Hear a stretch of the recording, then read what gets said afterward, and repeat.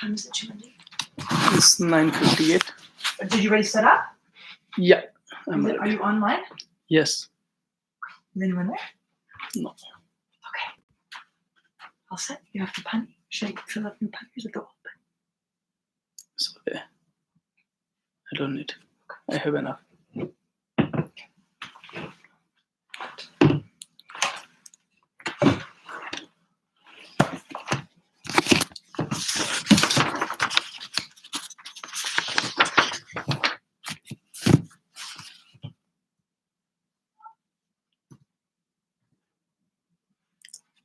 So there's 2 minutes left.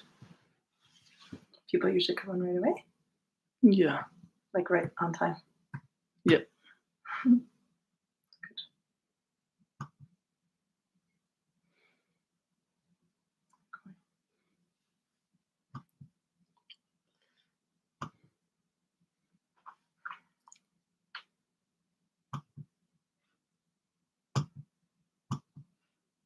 What are you doing? I just want to see how much battery there's. I'm leaving. I'm not disturbing anything. I'm cool.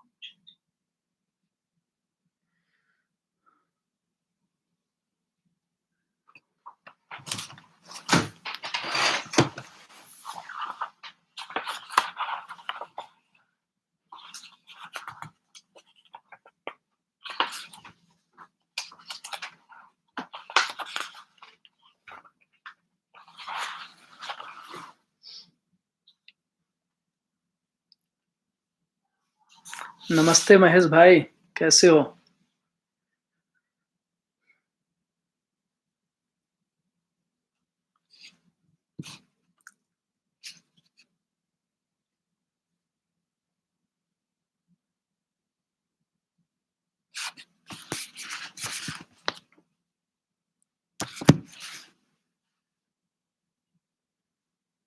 बढ़िया, बहुत बढ़िया।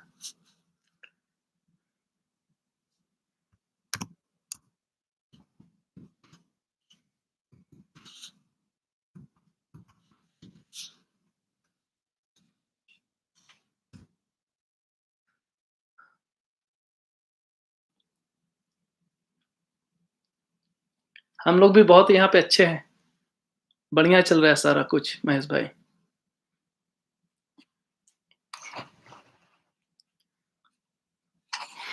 ठीक है, 1 minute में हम शुरू कर देंगे। अभी एग्जैक्टली 9:30 बज रहा है, तो 1 मिनट देते हैं लोगों को आने के लिए।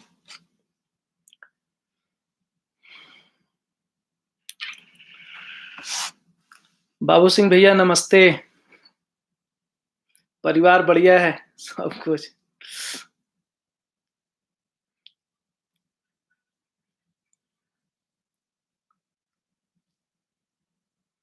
उद्धव भाई नमस्कार, सभी को नमस्ते।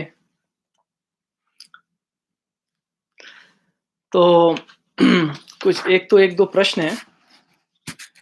एक प्रश्न हमारे बिहारी भाई का है,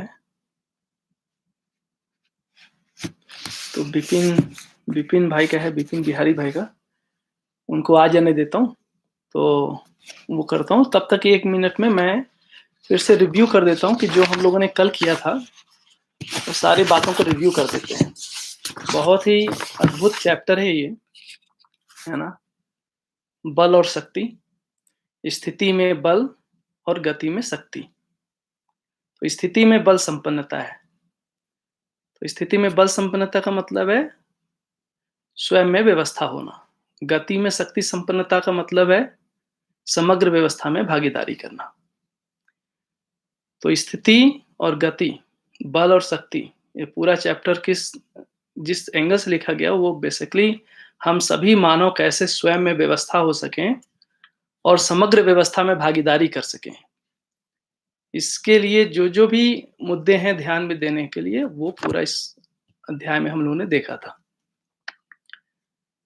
तो ओवरऑल जो हम लोगों ने बात की थी कल, बात हम लोगों ने की थी शुरुआत सहअस्तित्व से। तो जब हम सहअस्तित्व को देखते हैं तो उसमें 2 वस्तुएं हैं।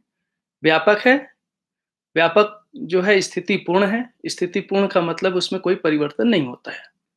और दूसरा वस्तु उसके अंदर है सह अस्तित्व में, वो है प्रकृति। प्रकृति स्थितिशील है, और जो स्थितिशील प्रकृति है उसके अंदर क्रिया है।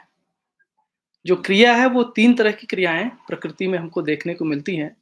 भौतिक क्रिया, रासायनिक क्रिया और जीवन क्रिया। इन 3 क्रियाओं के योग संयोग से ही फिर 4 अवस्थाओं का प्रकटन है: पदार्थ अवस्था, प्राण अवस्था, जीव अवस्था और ज्ञान अवस्था। इन तीनों क्रियाओं में जो मुख्य बात है ना, वो है इकाई। और इकाई में जो मुख्य मूल इकाई है सारे प्रकृति का, वो है परमाणु। और परमाणु जिन छोटे कणों से बना होता है उसका नाम दिया है अंश, जिसको सब एटॉमिक पार्टिकल आप इंग्लिश में बोल सकते हो। इंग्लिश में जब हम सब एटॉमिक पार्टिकल बोलते हैं तो वहां बहुत सारे पार्टिकल्स का चर्चा है। लगभग अभी 61 तरह के पार्टिकल को उन लोगों ने पहचाना है, और शायद आगे भविष्य में और कुछ आ सकते हैं। यहाँ पे जितने भी पार्टिकल अलग अलग तरीके से नहीं देख रहे हैं, सभी को हम लोग अंश कह रहे हैं, चाहे वो मध्यांश में है या फिर ऑर्बिट में है। तो सारे को अंश कह रहे हैं, और सभी अंश एक समान है। उनके अंदर जो गतिविधि में बदलाव है, जो उनके क्रिया में बदलाव है, वो इसलिए है क्योंकि उनका प्लेसमेंट अलग है। अगर कोई अंश मध्य में है तो वो मध्य का काम करता है, मध्यांश का काम करता है। यदि वो ऑर्बिट में है तो ऑर्बिट का काम करेगा। इस तरह से सारे अंश हम लोग इसमें समान देख रहे हैं। जितने भी अंश हैं वो व्यापक में भीगे होने के कारण ऊर्जा संपन्न है। ऊर्जा संपन्नता के कारण उसके अंदर बल संपन्नता है, और जो बल संपन्नता है उसका एक प्रभाव क्षेत्र, हम अंश के चारों ओर एक प्रभाव क्षेत्र देखते हैं। ये प्रभाव क्षेत्र बड़ी सुंदर, इसमें ये बात है कि प्रभाव क्षेत्र कभी विकृत नहीं होता है। इसको खत्म नहीं किया जा सकता है। तो इस प्रभाव क्षेत्र के कारण हर अंश सदा सदा बना रहता है। ये अंश कभी भी व्यापक में विलय नहीं हो सकता है, इसको कोई तोड़ फोड़ नहीं सकता है, इसको खत्म नहीं किया जा सकता है। तो जिस तरह से व्यापक वस्तु में कोई विकृति नहीं होती है, उसी तरह से इस प्रभाव क्षेत्र में कोई विकृति नहीं होती है, और प्रभाव क्षेत्र के कारण ये जो अंश है सदा सदा सुरक्षित बना रहता है। ऐसे एक से अधिक अंश जब पास में आते हैं तो उनकी परस्परता में ये जो प्रभाव क्षेत्र बना, जिसको हम लोग इफेक्टिव फील्ड बोल सकते हैं, ये जो इफेक्टिव फील्ड बना हुआ है, ये इफेक्टिव फील्ड के कारण एक दूसरे को पहचानते हैं। ये परस्परता में पहचान के कारण उनके परस्परता में हमको एक आकर्षण दिखाई देता है, जिसको हम आकर्षण बल बोल सकते हैं या चुंबकीयता बोल सकते हैं। ये दोनों इकाइयों के बीच में एक चुंबकीय धारा बनी रहती है ना। ये एक बात है। ये जो चुंबकीय बल है वो स्थिति के रूप में हो गया। वैसे ही जैसे अंश के चारों तरफ जो प्रभाव है वो एक स्थिति है। इस अंश में एक गति भी है जिसको हम घूर्णन गति कह रहे हैं। तो एक हो गया अंश के चारों तरफ जो प्रभाव क्षेत्र है वो उसकी स्थिति हो गई, अंश और उसकी स्थिति हो गई, और फिर उसके अंदर घूर्णन गति होना, ये गति हो गया। दो अंश पास में आए, प्रभाव क्षेत्र के साथ ही उनके अंदर एक निश्चित दूरी बन गई। इस निश्चित दूरी के साथ उनका स्वभाव गति में होना है ना। इसमें हम क्या देखते हैं कि ये जो दूरी है वो निश्चित है। इसको हम लोगों ने चैप्टर में देखा। तो अच्छी निश्चित दूरी के कारण ही उसमें एक व्यवस्था दिखाई देती है, और यहीं से उसके अंदर एक निश्चित आचरण भी दिखाई देता है। तो जब तक अंश है उसमें घूर्णन गति है, उसका आचरण निश्चित नहीं है। दो अंश आ गए, उसके अंदर घूर्णन गति के साथ वर्तुलात्मक गति, और दोनों के संयोग से कंपनात्मक गति। कंपनात्मक गति से इस परमाणु में एक स्थिरता, और यहाँ पे हम देख रहे हैं कि उस परमाणु का एक निश्चित आचरण। निश्चित आचरण का मतलब है अब वो परमाणु स्वयं में एक व्यवस्था है और समग्र व्यवस्था में भागीदारी कर रहा है। इस तरह से हम आचरण को देख रहे हैं। निश्चित आचरण का मतलब है स्वयं में व्यवस्था होना और समग्र व्यवस्था में भागीदारी करना। ये जो दो अंश हैं उनका प्रभाव क्षेत्र है। जब वो साथ में मिलते हैं तो उन प्रभाव क्षेत्र में घूमने के कारण उनमें घर्षण होता है। घर्षण होने के कारण क्या हुआ, ये जो चुंबकीय बल है ना, उसके कारण साथ में आया, और घूमने के साथ ही उसमें घर्षण हुआ। घर्षण से उसमें कुछ शक्तियां उदय होती हैं, निष्पन्न होती हैं, जिसको हम ध्वनि, ताप और विद्युत के रूप में पहचानते हैं। ये 2 इकाइयों का प्रभाव है। अब इसका तुलना अगर हम साइंस से करें तो साइंस में जो प्रभाव है, चाहे वो इलेक्ट्रोमैग्नेटिज्म हो या विद्युत हो, जो भी हो, उसके लिए कोई एक पार्टिकल को जिम्मेदार मानते हैं। यहाँ पे हम किसी पार्टिकल को जिम्मेदार नहीं मान रहे हैं। प्रभाव कोई पार्टिकल नहीं है, वो उस पार्टिकल के से निष्पन्न 2 जो इकाई है उससे निष्पन्न हुआ एक प्रभाव है ना? और जो एक जगह से दूसरे जगह दौड़ रही है इलेक्ट्रिसिटी के रूप में या हीट के रूप में, वो प्रभाव दौड़ रही है, ना कि कोई पार्टिकल दौड़ रही है। ये एक मौलिक अंतर को हमको इसमें ध्यान में रखना चाहिए। दूसरी जो बात है कि जैसे जब 2 इकाई है आपस में जुड़ करके कोई कार्यक्रम कर रहा है, तो जब निश्चित स्वभाव गति में है तो उसका एक निश्चित ताप है। ताप क्या है? ताप उसके स्वास्थ्य को बताता है। और यदि वो इकाई को हम किसी बाहर के द्वारा दबाव दे करके हस्तक्षेप करते हैं, बाहरी हस्तक्षेप से, तो उसके अंदर फिर हम क्या देखते हैं कि वो आवेशित होता है।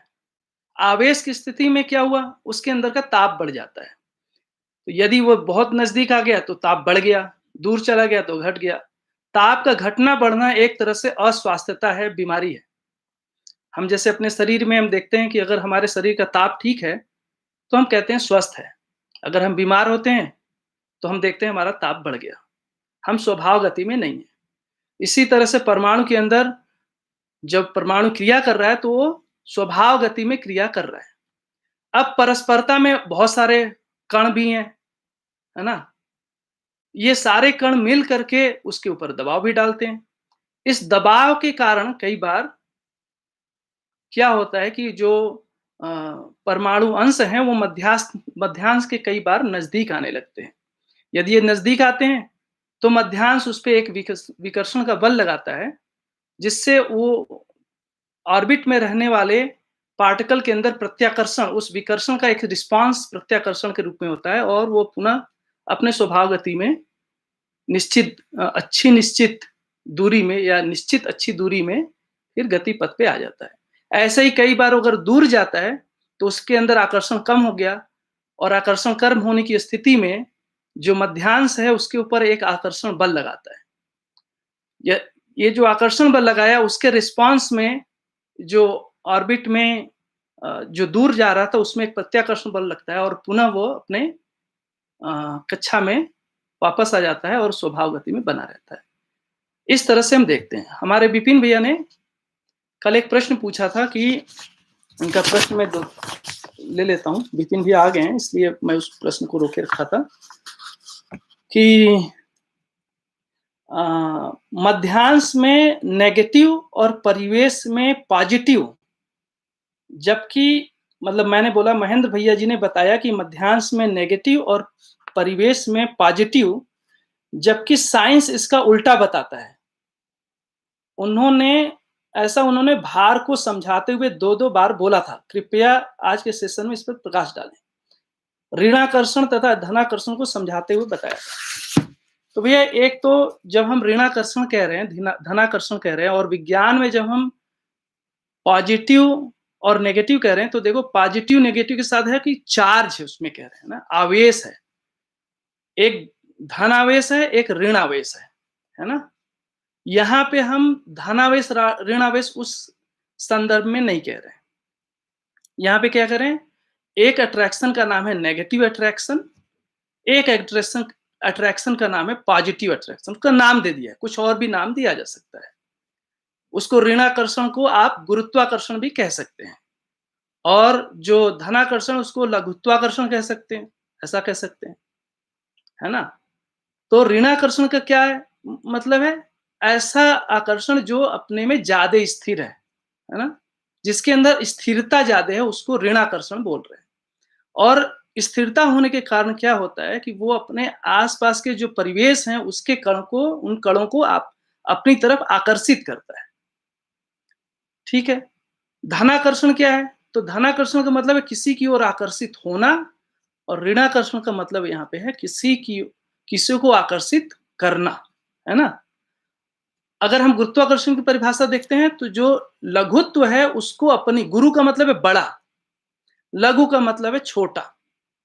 तो गुरुत्वाकर्षण, गुरुत्व मतलब बड़ा, जो बड़ा आकर्षण है उसको कह रहे हैं लघु। लघु को अपनी ओर आकर्षित करना गुरुत्वाकर्षण कह रहे हैं। ये जो लघु को आकर्षित करता है उसी का नाम है, उसी गुरुत्वाकर्षण का दूसरा नाम दिया है ऋणाकर्षण। तो धनाकर्षण, ऋणाकर्षण, और एक और आकर्षण है जिसको बाबा जी शून्याकर्षण कह रहे हैं, जिसको विज्ञान ने अभी पहचाना नहीं है। शून्याकर्षण की स्थिति में सारे जो इकाइयां हैं स्वतंत्र हैं, है ना, ऐसा है। तो इस तरह से धनाकर्षण, ऋणाकर्षण और शून्याकर्षण की बात है। अगर आपको उदाहरण देखना है, जैसे ये मेरा मान लीजिए फोन है, इसको मैंने ऊपर उठाया हुआ है, तो ये जो फोन है ना, ये नीचे की ओर जा रहा है, और धरती है तो धरती इस समय ऋणाकर्षण की स्थिति में और फोन जो है धनाकर्षण की स्थिति में है। इसको बीच में हमने रोक लिया और उसको हमने नाप तोल कर लिया, जिसको हम भार की संज्ञा दे रहे हैं। तो भार क्या है? भार बेसिकली इस आकर्षण को ही हम नाप तोल कर रहे हैं। मास एक अलग चीज है।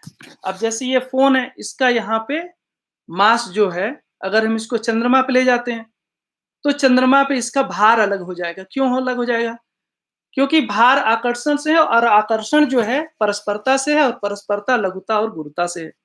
तो धरती का जो पूरा क्षेत्रफल है और चंद्रमा का जो पूरा एरिया है, चंद्रमा का एरिया थोड़ा छोटा है, तो छोटा होने के कारण वहां पे क्या होगा, साइज बदल गया, इसलिए वहां पे जो आकर्षण बल है वो थोड़ा कम लगेगा, इसलिए भार इसका कम होगा।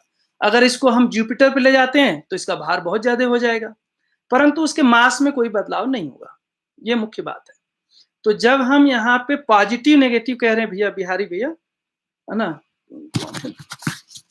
एक मिनट, हाँ बिपिन बिहारी भैया हैं। तो बिपिन भैया, जब हम यहाँ पॉजिटिव नेगेटिव कह रहे हैं तो उसके साथ आप आकर्षण बल लगाइए। धनाकर्षण मतलब पॉजिटिव अट्रैक्शन और नेगेटिव अट्रैक्शन, और जब विज्ञान कह रहा है उसके साथ आप लगाइए पॉजिटिव चार्ज, नेगेटिव चार्ज।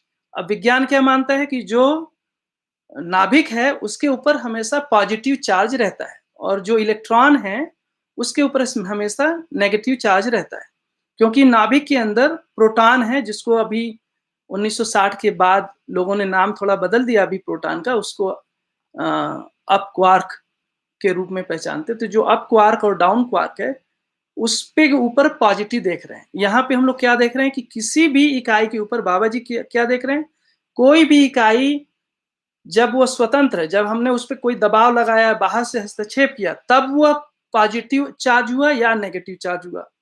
यदि हम उस पर कोई आवेश मतलब कोई बाह्य हस्तक्षेप आरोपित नहीं करते हैं, तब क्या होगा, उस परमाणु में कोई आवेश नहीं है।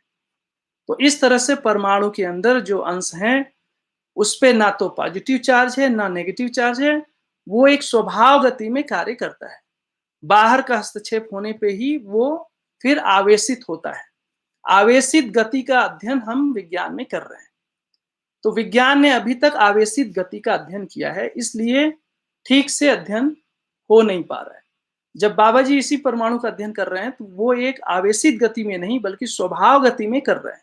अब विज्ञान ने आवेशित गति में अध्ययन करने का रीजन ये है कि विज्ञान ने जब परमाणु को समझा, उसके पीछे का मूल जो प्रयास है कि वो सबसे फाइनल इंडिविजिबल मतलब अविभाज्य ऐसा कण जो उसके बाद उसका कोई टुकड़ा ना हो सके, ऐसा कोई कण पाने के लिए उन लोगों ने प्रयास किया।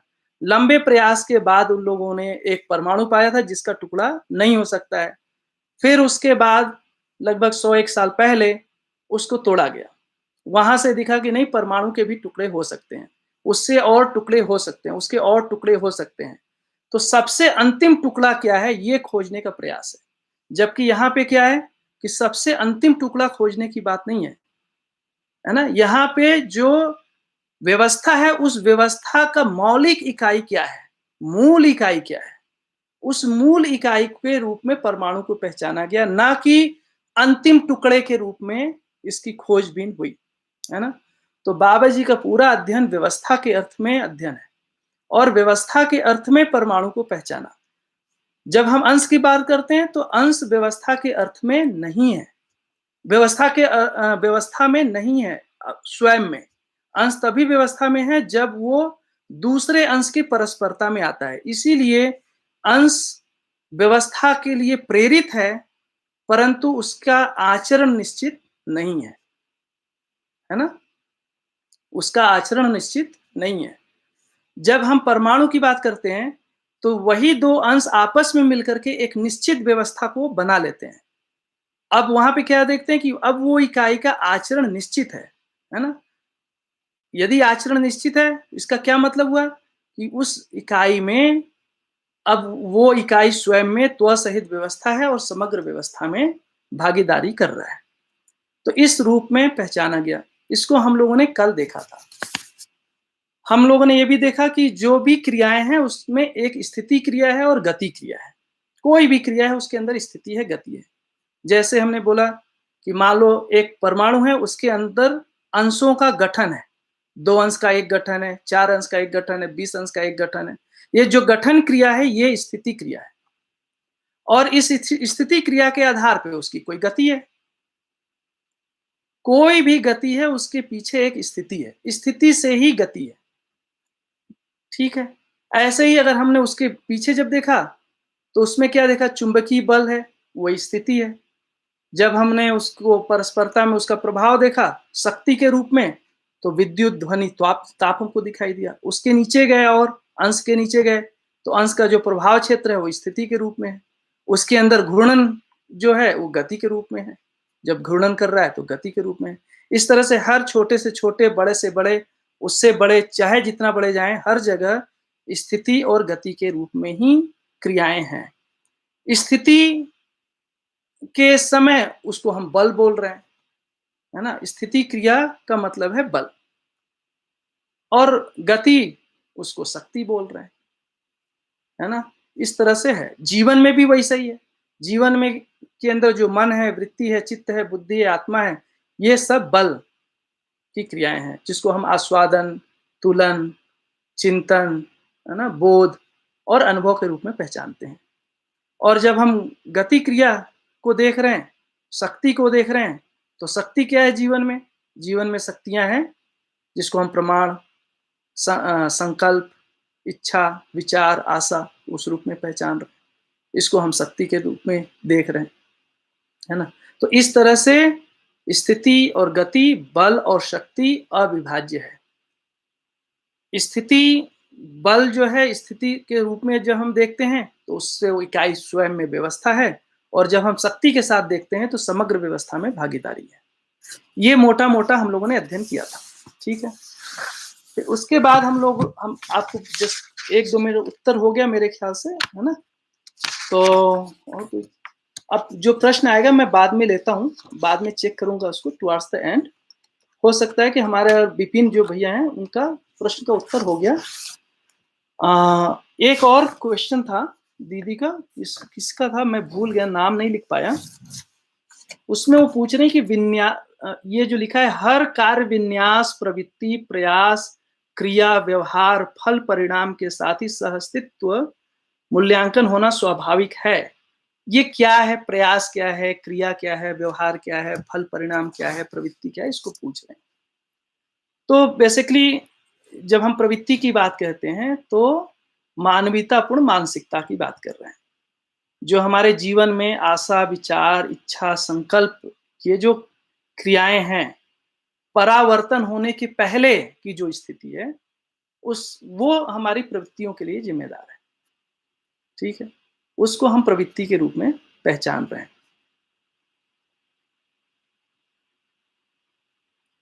अच्छा, दूसरा, प्रयास किस लिए है? जागृति और विकास के लिए। ठीक है, सारे प्रयास जागृति और विकास के लिए। क्रिया किसको कह रहे हैं? जैसे हमारे जीवन में जो विचार है, विचार को एग्जीक्यूट करना, विचार को आकार देना, उस विचार को आकार देने के लिए हम कोई क्रिया करते हैं, है ना? और सारा जो है उसको हम लोगों ने देखा था, एक है मनाकृति और एक है उसका मनाकार को साकार करना। तो जो अंदर विचार पक्ष में चल रहा है उसको आकार देने का जो काम है, उसके लिए जो श्रम नियोजन है, उसके लिए जो हम करते हैं उसको क्रिया बोल रहे हैं। व्यवहार मानव जो है इंटरेक्ट करता है यहाँ पे, किससे? मानव के साथ करता है, प्रकृति के साथ करता है, उसके साथ करता है। यहाँ व्यवहार थोड़ा बड़े शब्दों में। फल परिणाम, ये जो मानव के साथ किया और प्रकृति के साथ जो भी व्यवहार हुआ उसका कोई एक रिजल्ट आया, उसको हम अखंड समाज सार्वभौम व्यवस्था के रूप में देख रहे हैं, है ना। तो इस तरह से सहअस्तित्व को मूल्यांकित होना, मतलब हम मूल्यांकित कर सकते हैं। अगर हम ऐसा देखते हैं तो हम अधिमूल्यन और मूल्यन से मुक्त हो सकते हैं और सही मूल्यांकन कर सकते हैं। कैसा मूल्यांकन? सहअस्तित्व के परिप्रेक्ष्य में सटीक मूल्यांकन इस तरह से हम कर सकते हैं। ठीक है, ये बात हुई थी इतना।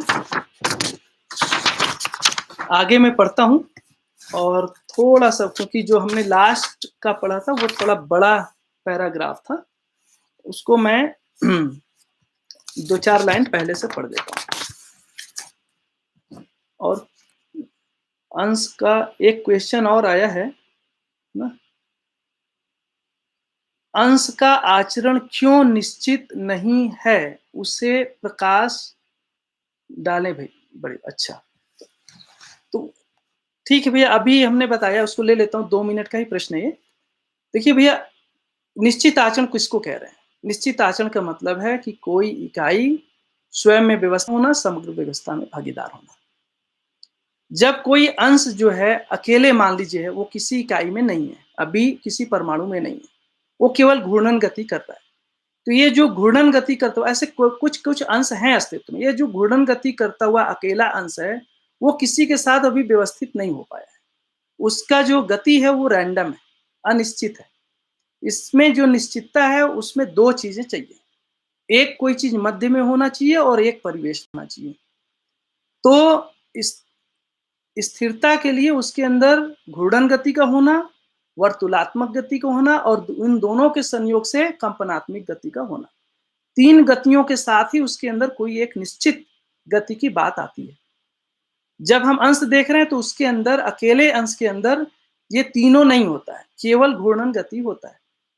कि जब तक एक से ज्यादा, मतलब 2 अंश नहीं आ जाते हैं, तब तक घूर्णन, वर्तुल, कंपनात्मक तीनों गतियां नहीं आती। यदि तीनों गतियां नहीं आई तो वो जो इकाई है उसका रैंडमनेस बना रहेगा, वो स्वयं में व्यवस्था नहीं हो पाता है। हमने जो अभी व्यवस्था के रूप में पहचाना है, सबसे छोटी जो इकाई है वो है हाइड्रोजन का परमाणु। तो हाइड्रोजन के परमाणु में एक निश्चित व्यवस्था दिखता है, उसका एक निश्चित ताप, उसके अंदर ध्वनि जो भी है उसका, हम लोग पीरियोडिक टेबल में लिखते हैं सारा प्रॉपर्टीज, तो वहां पे एक निश्चित प्रॉपर्टी को हम दिखा पा रहे हैं हाइड्रोजन के स्तर पे या कार्बन के स्तर पे, ना कि अंश में। अंश का अपना स्वरूप कुछ वैसा नहीं होता है। अंश में है क्या? वो स्वयं में व्यवस्था नहीं है, लेकिन व्यवस्था के लिए उसके अंदर प्रेरणा है, वो व्यवस्था में होना चाहता है। और इसीलिए जो अंश के चारों तरफ प्रभाव क्षेत्र हैं, वो उस प्रभाव क्षेत्र के कारण एक दूसरे के परस्परता को पहचानता है। परस्परता को पहचान करके जब तक वो सहअस्तित्व में नहीं आया, मतलब जब तक दूसरी इकाई के साथ नहीं आया, उसके अंदर कोई व्यवस्था नाम की चीज होती ही नहीं है। व्यवस्था कहते ही आपको, व्यवस्था शब्द का मतलब ये कि जहां एक से अधिक इकाइयों के बीच की हम कोऑर्डिनेशन की बात कर रहे हैं। जब एक से अधिक इकाई हुआ, उसका कोऑर्डिनेशन हुआ, तभी हम व्यवस्था को देख रहे हैं। और व्यवस्था को ही, ये जो व्यवस्था है उसी का नाम है आचरण। निश्चित आचरण का मतलब है व्यवस्था में होना और व्यवस्था में रहना, इसको कह रहे हैं निश्चित आचरण। ठीक है, अब आगे हम चलते हैं भैया। स्थिति गति संपन्न इकाई, है ना, हम व्यवस्था व व्यवस्था में भागीदारी के रूप में होना पहले ही स्पष्ट हो चुका है। स्थिति में बल संपन्नता का मतलब स्वयं में व्यवस्था का प्रमाण, गति में शक्ति का मतलब समग्र व्यवस्था में भागीदारी है ना। मूलतः हर इकाई व्यापक वस्तु में संपृक्त रहने के फलस्वरूप ऊर्जा संपन्नता, बल संपन्नता होना ज्ञातव्य है। हर इकाई के मूल में परमाणु ही है। हर इकाई के मूल में परमाणु ही है। ठीक है। बलराज सिंह मलिक भैया कह रहे हैं व्यवस्थित होने का मतलब व्यवस्था, और व्यवस्था का मतलब है कि स्वयं में व्यवस्था, समग्र में भागीदारी। बढ़िया, बहुत बढ़िया भैया। तो हर इकाई के मूल में परमाणु है, तो परमाणु को मूल इकाई माना गया है इसमें, न कि अंश को। क्यों बात आई, अंश को क्यों नहीं इकाई बोल रहे हैं, परमाणु को क्यों क्या बोल रहे हैं? क्योंकि अंश में, फिर वही बात है कि अंश में व्यवस्था को ध्रुवीकृत नहीं किया जा सकता है। जब भी हम व्यवस्था कह रहे हैं तो वो दो इकाइयों के बीच के तालमेल को, या दो से अधिक इकाइयों अंशों के बीच के तालमेल को मिनिमम पहचान रहे हैं। इसलिए परमाणु के लेवल पे ही व्यवस्था को पहचाना जा रहा है ना। और ये जो व्यवस्थित इकाई है, इसी को, है ना, इसी को इकाई कह रहे हैं। इकाई का मतलब ये व्यवस्था। परमाणु ही भौतिक रासायनिक जीवन क्रिया के में कार्य करता हुआ सुस्पष्ट है। तो 3 क्रियाओं का वर्णन आ गया, जीवन क्रिया, भौतिक क्रिया, रासायनिक क्रिया और जीवन क्रिया। जीवन परमाणु अणु बंधन, भार बंधन से मुक्त तथा भ्रमवश आशा, विचार, इच्छा बंधन से युक्त रहते हैं। अन्य सभी परमाणु जो भौतिक रासायनिक क्रिया में भागीदारी करते हैं, ये सब अणु बंधन, भार बंधन से युक्त रहते हैं। तो जो भी भौतिक रासायनिक क्रिया है उसके अंदर सारे परमाणुओं के अंदर 2 बंधन है। पहला बंधन है भार बंधन, मतलब उसके अंदर भार है, भार अभी बताया।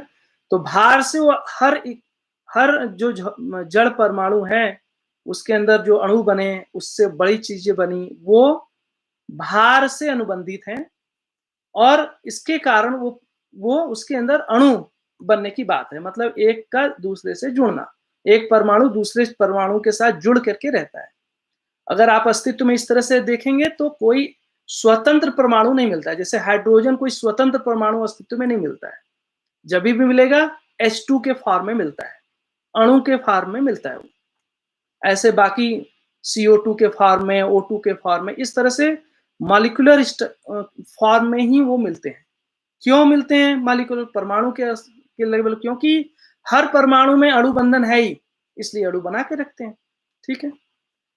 लेकिन जो जीवन परमाणु है वही एक परमाणु है जिसके अंदर कोई भी भार नहीं है और अणु बंधन नहीं है। वो भार बंधन, अणु बंधन दोनों से मुक्त रहता है। उसके अंदर एक नई तरह के बंधन आ गई जिसको हम आशा बंधन, विचार बंधन, इच्छा बंधन कह रहे हैं।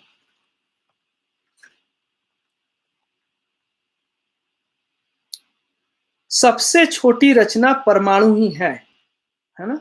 सबसे छोटी रचना क्या है? परमाणु है। तो रचना को अगर हम देख रहे हैं, रचना का क्या मतलब होता है? तो हम अंश को रचना के रूप में नहीं देख रहे हैं। फिर से वही बात आएगी। तो सबसे छोटी रचना क्या है? वो है परमाणु। परमाणु से फिर नीचे कोई रचना नहीं है। परमाणु ही अणु और अणु रचित रचना के रूप में वैभव को प्रकट करते हैं। ऐसे वैभव का स्वरूप सह अस्तित्व सूत्र से ही अनुप्राणित रहता है। जैसा एक परमाणु में एक से अधिक अंश होना, है ना? एक परमाणु में, एक अणु में एक से अधिक परमाणु का होना, एक अणु रचना में एक से अधिक अणुओं का होना, ये सब अपने आप में सह अस्तित्व सूत्र से अनुप्राणित रहने वाले प्रमाण हैं। तो इस तरह से हम सह अस्तित्व को हर जगह प्रमाण स्वरूप में हम देख सकते हैं। हर जगह एक परमाणु से लेकर पूरा आकाश गंगा तक, उससे भी आगे हम उसी रूप में देख सकते हैं। ठीक है। रचनाओं में भौतिक रचना, रासायनिक रचना ही होते हैं। तो जितनी भी रचनाएं हैं, 2 ही तरह की रचनाएं हैं, या तो भौतिक रचना है या फिर रासायनिक रचना है। जैसे हमारा शरीर है, वो एक भौतिक रासायनिक रचना है। ठीक है। कुछ रचनाएं भौतिक हैं, कुछ रचनाओं में भौतिक रासायनिक दोनों है। ठीक है।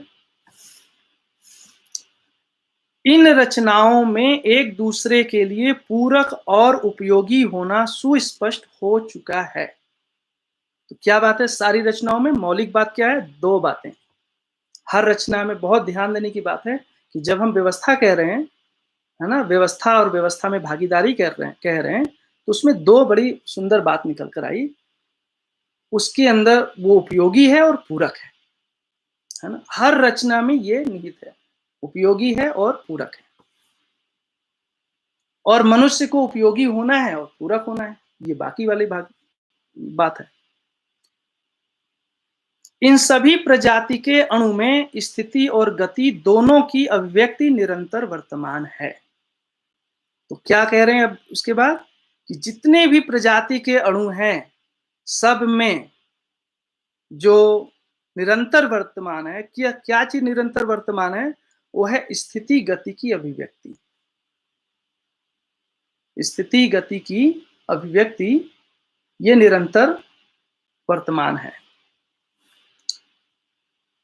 ये कभी रुकने वाला नहीं है। सदा सदा से ये क्रियाकलाप और प्रकाशन वर्तमान ही है। इसलिए मानव इन सबका अध्ययन करने योग्य इकाई के रूप में प्रस्तुत है। मानव इसलिए अध्ययन कर सकता है, यदि आचरण निश्चित है ना, और वो निरंतर वैसा ही वर्तमान है, तो इसका अध्ययन निश्चित है। अनिश्चितता का अध्ययन नहीं है। कोई भी चीज जो अनिश्चित है उसका अध्ययन नहीं किया जा सकता है। यदि वो निश्चित है तो अध्ययन हो सकता है। और हमने अस्तित्व में देखा, हर इकाई स्वयं में व्यवस्था है, समग्र में भागीदारी है, उस हर इकाई स्वयं में उपयोगी है और अन्य के साथ पूरक है, इसलिए हम उसका अध्ययन कर सकते हैं। ये बड़ी इंपॉर्टेंट बात है यहाँ की, क्यों अध्ययन क्यों किया जा सकता है। और अभी तक हमने इतना विज्ञान आ गया, हजारों साल से इकाइयों का अध्ययन नहीं हो पाया, ठीक से अध्ययन नहीं। क्या प्रमाण है? उसका प्रमाण है कि अभी हम मानवीयता को स्थापित नहीं कर पाए। यदि अस्तित्व का अध्ययन ठीक से हो जाए तो मानवीयता उदय हो जाएगी। इसलिए स्वयं भी स्थिति में व्यवस्था, गति में समग्र व्यवस्था में भागीदारी को मानव प्रमाणित करता है। तभी मनस्वस्थता का प्रमाण परंपरा में प्रस्तुत होता है। बड़ी सुंदर बात है, फिर से आगे हर लाइन इतना ब्यूटीफुल है इसके अंदर, अनबिलीवेबल, अमेजिंग। तो ये जो अब क्यों परमाणु का अध्ययन किया जाए भाई, क्यों अणुओं का अध्ययन किया जाए, ये क्यों इस सब का अध्ययन करते हैं?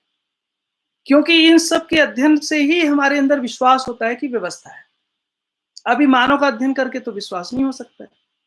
दूसरा क्या बात है कि जब हम हर जगह इस बात को देखते हैं, ये इसी से मानव के अंदर स्वयं में व्यवस्था और समग्र में भागीदारी की बात उदय होती है, और इसके बाद ही मानव के अंदर मनस्वस्थता स्थापित हो। तो इसलिए हम जब यहाँ परमाणु का अध्ययन कर रहे हैं और स्थिति गति के साथ, बल शक्ति के साथ अध्ययन कर रहे हैं, दोनों को साथ मिलाकर, ना कि केवल शक्ति का या गति का, है ना। वहां बल शब्द है विज्ञान में, ध्यान रखने की, बल शब्द है, लेकिन बल क्या है? धक्का या खिंचाव के रूप में। यहाँ पे धक्का या खिंचाव के रूप में नहीं देख रहे हैं, स्थिति के रूप में देख रहे हैं।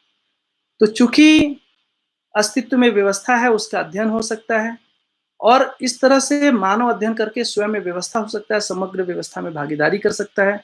इसलिए मानव में मनस्वस्थता का प्रमाण प्रस्तुत हो सकता है। तो हमारा ये जो कर्म दर्शन में हम विज्ञान पढ़ रहे हैं, इसको पढ़ने से हमारे जो अंदर मनस्वस्थता है, जो हमारा सुख शांति संतोष आनंद प्राप्ति वाली बात है, ये उससे जुड़ा हुआ है बहुत गहरे से। जब तक हमारा उसमें आश्वस्ति नहीं होता है, हम अनिश्चितता से, अनसर्टेनिटी से मुक्त नहीं हो सकते हैं, अस्थिरता से, इनस्टेबिलिटी से मुक्त नहीं हो सकते हैं। मनस्वस्थता के बिना मानव में सर्वतोमुखी समाधान होना संभव नहीं है। तो मनस्वस्थता चाहिए ही चाहिए यदि हमको सर्वतोमुखी समाधान चाहिए। इसलिए मनस्वस्थता मानव के लिए अत्यावश्यक अथवा परम आवश्यक उपलब्धि है। जो अल्टीमेट नेसेसिटी है आदमी की, वो है मनस्वस्थता।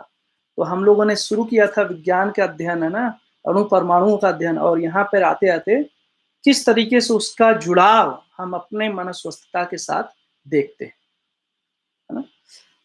आगे चलते हैं। इसी क्रम में समझदारी के आधार पर मानव अपने में सर्वतोमुखी समाधान रूपी मनस्वस्थता के सूत्र में वैभवित होना स्वाभाविक है। ऐसा वैभव ही अर्थात समाधान संपन्नता ही समृद्धि अभय सहअस्तित्व को प्रमाणित करने में योग्य हो जाता है ना? तो इस तरह से जब हम अध्ययन करते हैं, इस तरह के अध्ययन से ही फिर हमारे अंदर समझदारी की बात, उससे सर्वतोमुखी समाधान से है ना, जो है वो मनस्वस्थता, और इस समाधान संपन्नता से ही फिर इसी से ही फिर समृद्धि, अभय और सह अस्तित्व का प्रमाण हम देख पाएंगे। यही सफलता मानव परंपरा में से के लिए त्राण और प्राण है। त्राण का मतलब स्थिति और प्राण का मतलब गति। इतना सुंदर, फिर से वही स्थिति गति, और हर जगह इस स्थिति गति को बाबा जी साथ में लिए चल रहे हैं। गति में प्रेरणा होना, है ना? गति में प्रेरणा होना। प्रेरणा का क्या मतलब है? कि प्रयोजन के अर्थ में प्रेरित होना। सारी गतियां क्या है? प्रयोजन के अर्थ में प्रेरित है, उसके अंदर प्रेरणा है। ठीक है। वातावरण में अथवा प्रभाव क्षेत्र में व्यवस्था प्रमाणित होना। स्थिति में स्वयं व्यवस्था ही वैभव का सार्थक स्वरूप है, जिस पर बहुत चर्चा हो गई। ऐसे वैभव को बनाए रखने में मानव में आशावादी प्रवृत्ति है ही। इसी प्रकार परमाणु में स्थिति में बल, गति में शक्ति का अर्थात प्रभाव क्षेत्र संपन्न होना पाया जाता है। परस्पर प्रभाव क्षेत्र का सुरक्षित रहना ही परस्परता में अच्छी दूरी है। ऐसे प्रभावों से संपन्न हर इकाई परस्परता में अपने अपने मौलिकता को बनाए रखने में सफल है, जिसी का नाम है नियंत्रण। वाह! तो बड़ी सुंदर यहाँ पे है कि इस परस्पर प्रभाव क्षेत्र का सुरक्षित रहना, तो उसको कह रहे हैं अच्छी निश्चित दूरी। अच्छी निश्चित दूरी किसको कह रहे हैं? निश्चित अच्छी दूरी किसको कह रहे हैं? ये जो प्रभाव है हर इकाई के, हर अंश के चारों तरफ, जो हमने प्रभाव क्षेत्र देखा, इफेक्टिव फील्ड देखा, या एक परमाणु के चारों तरफ, या धरती के चारों तरफ, ये सारे प्रभाव क्षेत्र सदा सदा सुरक्षित रहते हैं, इसके अंदर विकृति नहीं होता है, जिसको हमने पहले ही ध्यान आकर्षण कराया था। और मानव भी अच्छी निश्चित दूरी में रहना चाहता है। अभी क्या हो रहा है, इसको मैं अभी सोच रहा था ऐसे ही, अब इस कितना ठीक है सोचना, नहीं ठीक है ना, अध्ययन क्रम में हूँ तो ऐसे ही आपको रखता हूँ कि हम जब अभी साथ में जीते हैं तो कई बार एक के उपस्थित होने से दूसरे का ऐसा लगता है अस्तित्व खत्म हो जाएगा, है ना? कई लोग बहुत हावी हो जाते हैं और एक ही चमकता हुआ सितारा उसके अंदर दिखता है और बाकी सब उसके अंदर ओझिल हो जाते हैं, जबकि इस इतने है ना विशाल अस्तित्व में हर इकाई, छोटी सी छोटी कण का जो है वो अपना प्रभाव सुरक्षित बना हुआ है, वो अपनी मौलिकता के साथ बना हुआ है। और जब हम बाबा जी को देखते हैं तो कई बार ऐसा लगता है कि बाबा जी जैसा इतना विशाल व्यक्तित्व, है ना, आप उनकी किताब को एक एक लाइन पढ़ते हैं, जब पढ़ते हैं तो दिखता है कि क्या विशाल व्यक्तित्व रहा, और इतना सुंदर जीना, इतना है ना सार्थक जीना बाबा जी का, उसके सामने हम लोग बहुत ही छोटे, छोटे इन द सेंस कि वो रिलेटिविटी की तरह में नहीं, अपनी जो यात्रा है कहाँ तुलना नहीं है, लेकिन उन्हीं के साथ हमने देखा कि हम सब लोग बड़ी सुंदर ढंग से, हम सब है ना सितारों की तरह झिलमिल करते हुए आगे बढ़े। बाबा जी के साथ रहते हुए अपना ऐसा लगता है, जैसे हमको लगता है, यही मैं सोच रहा था कि हम लोगों का अपना अस्तित्व खत्म नहीं हुआ, बल्कि उसमें और सुंदरता और ज्यादा खिल करके हम लोग बाहर आए। तो ये बड़ी सुंदर बात है कि हर सभी का जो मौलिकता बने रहना ना, एक किसी दूसरे को एकदम खा नहीं जाएगा, समाप्त नहीं कर देगा उसका अस्तित्व। ये बड़ी अच्छी बात है। अभी क्या हो रहा है समाज में कि एक के होने से दूसरे का अस्तित्व खतरे में, कि ये यहाँ पे हम लोग फंस गए। तो उस रूप में भी आप देख सकते हैं, ऐसे ही मेरा प्रस्ताव है ना, देखने का क्या है, मैं देख रहा था तो मेरा ध्यान गया कि किस तरीके से बाबा जी के साथ जैसे व्यापक में हर इकाई है ना बिल्कुल अपनी मौलिकता के साथ बनी हुई है, ऐसे ही हम सब बाबा जी के साथ इतने विशाल व्यक्तित्व में बिल्कुल निखर करके, खिल करके बाहर आए, और कभी भी उनके व्यक्तित्व के सामने हमारा जो व्यक्तित्व है वो दबा नहीं, बल्कि और उसके अंदर वो और खिला और ब्लॉसम हुआ और बढ़िया निखर कर आया। ऐसा हमने खुद देखा है। परस्परता में अच्छी दूरी इस तरह से स्पष्ट हुई है कि परस्परता में एक दूसरे का प्रभाव क्षेत्र बना रहे, सुरक्षित रहे। तो एक दूसरे का परस्परता में एक दूसरे का प्रभाव क्षेत्र बना रहे और सुरक्षित रहे, ये बड़ी सुंदर बात कही गई इसके अंदर। यह प्रभाव क्षेत्र व्यापक वस्तु में ही होना पाया जाता है। स्थिति भी, आकार, आयतन, घन भी व्यापक वस्तु में ही होना पाया जाता है। ये आकार क्रिया सहित ही होना पाया जाता है। हर परमाणु में क्रिया श्रम, गति, परिणाम के रूप में है। श्रम अपने में यथास्थिति का वैभव, गति अपने में प्रभाव को फैलाने का वैभव, परिणाम भिन्न यथास्थिति का वैभव होना पाया जाता है। इस प्रकार हर परिणाम मात्रात्मक व गुणात्मक श्रृंखला में सजा हुआ है। अमेजिंग। तो मात्रात्मक और गुणात्मक दोनों, जो जड़ परमाणु है उसमें अगर देखते हैं तो एक मात्रात्मक दिखता है, और चैतन्य में जो गठन पूर्ण है उसके अंदर गुणात्मक।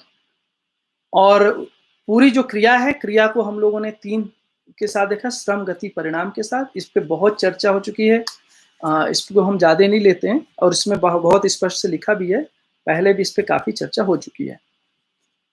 इसी में परिणाम ध्रुव दीर्घ परिणाम के रूप में होना पाया जाता है। ये मुख्य रूप में यथास्थितियों की स्थिरता, अस्थिरता की गणना में स्पष्ट होती है।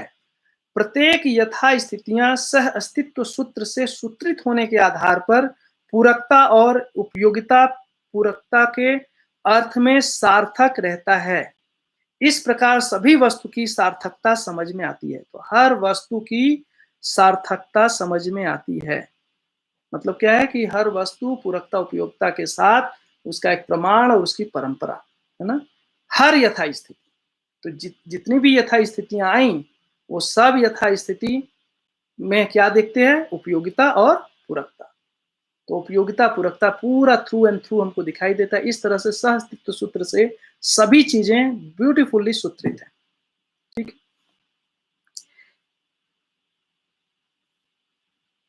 एक अणु का भी ऐसा ही इतिहास है। अब देखिए हर अणु कैसा है इतिहास, वैसे ही इतिहास है। एक अणु दूसरे अणु के साथ भी परमाणु का प्रभाव क्षेत्र संबंधी क्षेत्र नियंत्रण बनाए रखते हुए एक दूसरे के साथ जुड़कर पिंड के रूप में हो जाते हैं।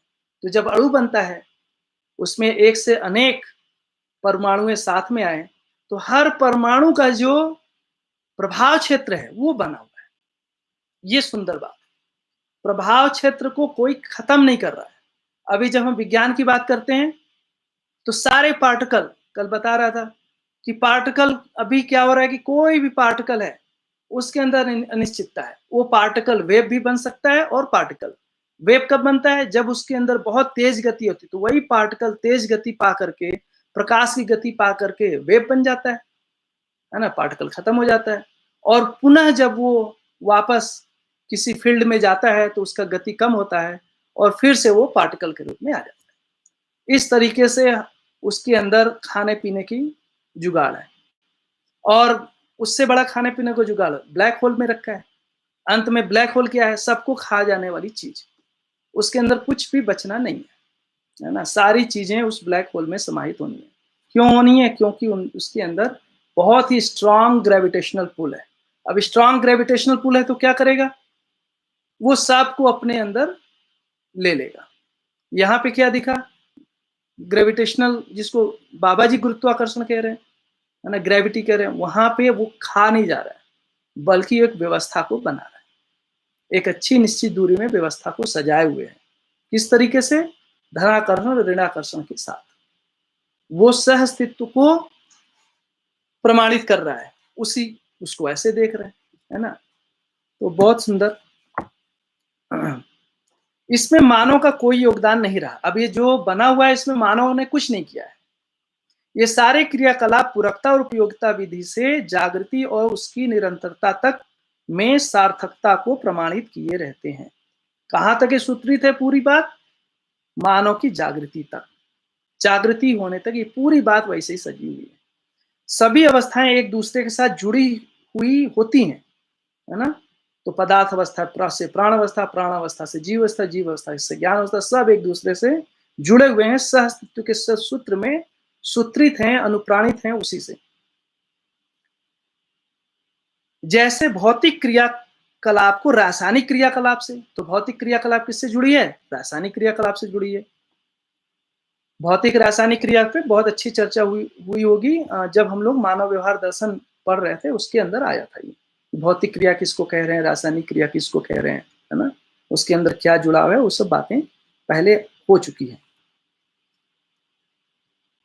तो भौतिक क्रियाकलाप को रासायनिक क्रियाकलाप को जीवों के क्रियाकलाप से, और भौतिक रासायनिक क्रियाकलाप को मानव के क्रियाकलाप से अलग रखते हुए कोई कार्य व्यवहार संपन्न नहीं हो सकता है, ना ही संपन्न किया जा सकता है। तो इस तरह से जो भौतिक क्रियाकलाप है, जिसको हम पदार्थ अवस्था में देख रहे हैं, उसका जुड़ाव रासायनिक क्रियाकलाप से, जिसको हम प्राण अवस्था में मूलतः देख रहे हैं, है ना? पहला रसायन बाबा जी बोलते हैं पानी है। रसायन का सिंपल सा परिभाषा दिया, जहां दो चीजें जुड़ करके अपने पीछे वाले जो गुण है उसको छोड़ करके नए प्रॉपर्टीज को अडॉप्ट कर लेते हैं, उसको हम लोग रासायनिक क्रिया कह रहे हैं। तो पानी सबसे पहला रसायन, तो पूरा पदार्थ अवस्था से प्राण अवस्था जुड़ा हुआ है, और इन दोनों से भौतिक रासायनिक क्रिया से फिर जीव अवस्था जुड़ा हुआ है, और फिर इन तीनों से ज्ञान अवस्था जुड़ा हुआ है। ये चारों जुड़कर हैं, इसके टुकड़े नहीं है, इसको अलग नहीं किया जा सकता है। तो जब हम पदार्थ अवस्था के धर्म की बात करते हैं तो उसके अंदर अस्तित्व धर्म है, प्राण अवस्था के धर्म की बात करते हैं तो उसके अंदर अस्तित्व सहित पुष्टि धर्म है, जब हम जीव अवस्था की बात करते हैं तो उसके अंदर अस्तित्व पुष्टि सहित जीने की आशा है, और जब मानव के धर्म की बात करते हैं तो मानव का धर्म है अस्तित्व पुष्टि जीने की आशा के साथ सुख, मतलब सुख सहित जीने की आशा। तो इस तरह से एक से दूसरा लिंक है, और कह रहे हैं कि ये जब तक हम पूरे लिंक को देख नहीं सकते हैं तब तक कोई भी कार्य व्यवहार संपन्न नहीं हो सकता है। तो कार्य व्यवहार संपन्न करने के लिए सारे का जुड़ाव आवश्यक है, और इसीलिए हम लोग इसको सारे क्रियाकलाप को एक परमाणु से लेकर के यहां तक को अध्ययन कर रहे हैं, स्थिति गति के रूप में किस तरीके से जुड़ा हुआ है।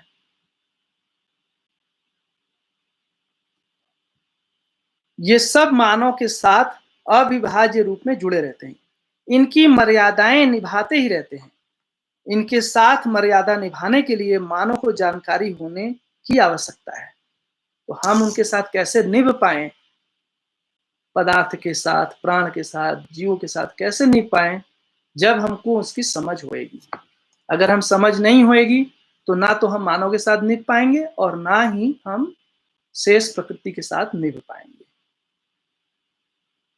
आगे का पैराग्राफ है, मानवेतर संपूर्ण प्रकृति मानव के लिए उपयोगी होते हुए मानव मानवेतर प्रकृति के लिए पूरक होने से वंचित रहना ही संपूर्ण समस्याकारी प्रवृत्तियों का आधार रहा है ना?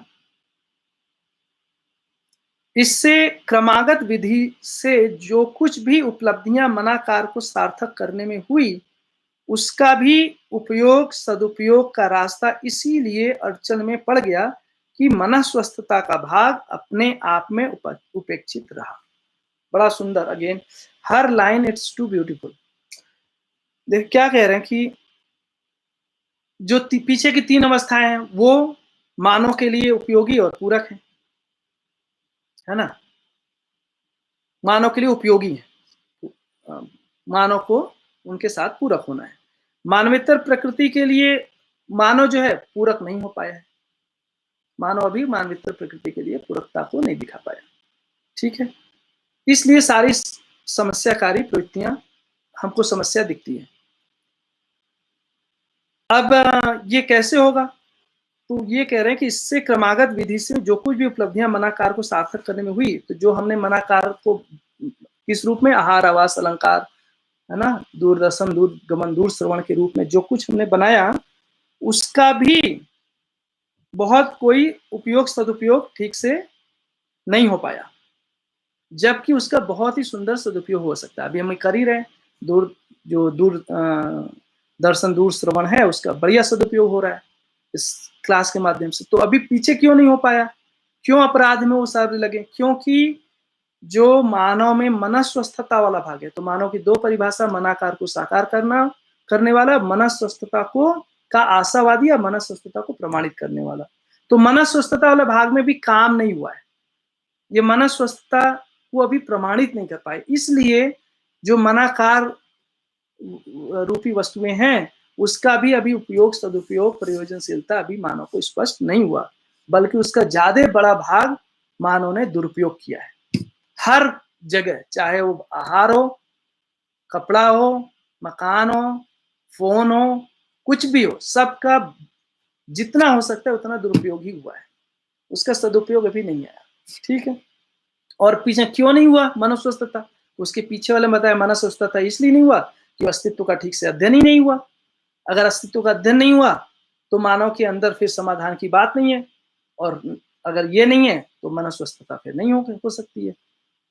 ठीक है, इसलिए अब कह रहे हैं, इसलिए इस वर्तमान में मनस्वस्थता का अति आवश्यक होना समझ में आता है।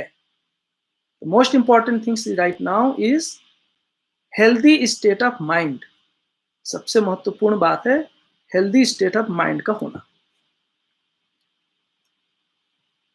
सह अस्तित्व विधि से ही मनस्वस्थता सर्व सुलभ होना पाया जाता है, और उसके लिए एकमात्र विधि है, वह सह अस्तित्व विधि, और कोई रास्ता नहीं है। तो आदर्शवाद से हेल्दी स्टेट ऑफ माइंड को नहीं पाया जा सकता है, मनस्वस्थता को नहीं पाया जा सकता, भौतिकवाद से नहीं पाया जा सकता है। इसके हजारों साल के आप एक्सपेरिमेंट, जो भी रिसर्च हुए, जो भी प्रयोग हुए, जो भी ज्ञान विज्ञान की बात आई, उसमें अभी नहीं निकल कर आया। तो सह अस्तित्व ही एकमात्र इसकी विधि, और इससे सर्व सुलभ सभी को उपलब्ध हो सकता है ना। यही सर्व सुख की संभावना सुस्पष्ट है। मानव अपने में समाधान संपन्नता के उपरांत ही मनस्वस्थता को प्रमाणित करने में समर्थ होता है। तो मनस्वस्थता को प्रमाणित करने के लिए जो मुख्य बात है वह है समाधानित होना। ठीक है, समझ की परिपूर्णता ही मनस्वस्थता का स्वरूप है। तो मनस्वस्थता क्या है, समझ की परिपूर्णता।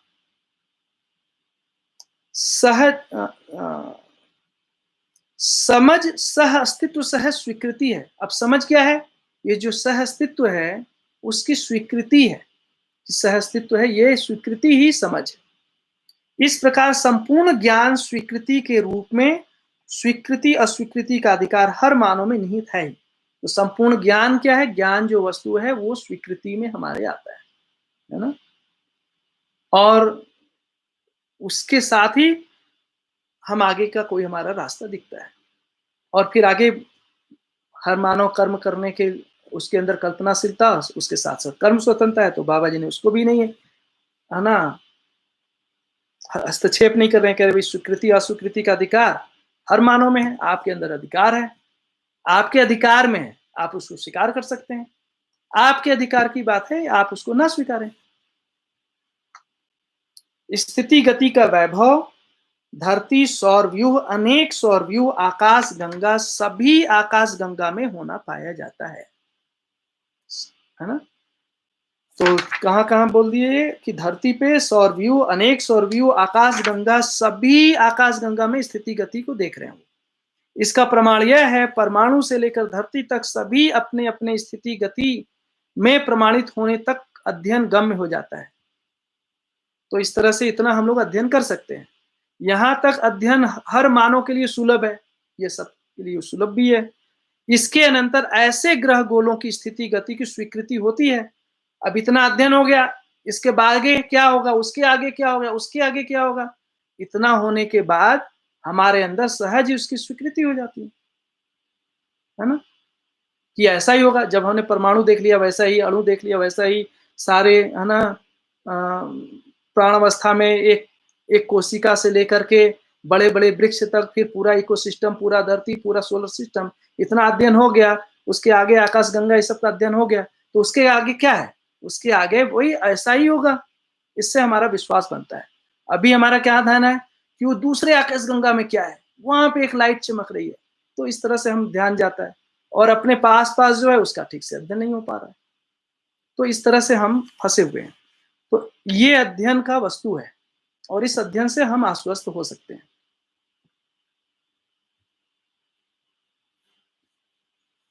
इसी प्रकार आकाशगंगा भी अनेक सौर व्यूहों का क्रियाकलाप होने के आधार पर स्थिति गति की स्वीकृति होती है।